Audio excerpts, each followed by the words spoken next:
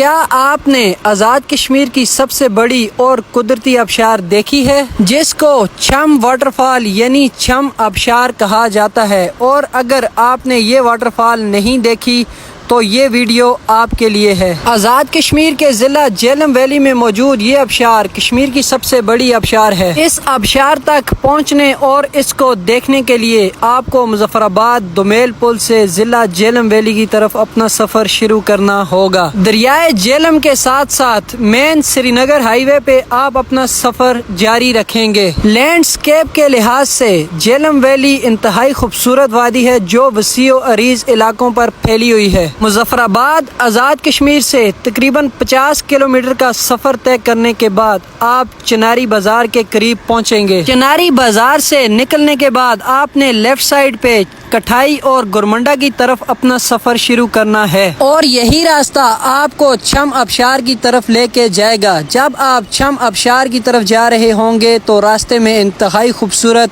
اور نیچر سے بھرپور مناظر آپ کا استقبال کریں گے۔ چھم آبشار کا آخر کا 20 سے 25 منٹ کا ٹریک آف روڈ کا ہے جس میں آپ کے لیے تھوڑی سی مشکلات ہوں گی، مگر مشکل راستوں کو طے کرنے کے بعد ہی انسان کو خوبصورت اور نیچر سے بھرپور منزل ملتی ہے۔ میں آپ کو یقیناً یہ بات کہہ سکتا ہوں کہ چھم آبشار آزاد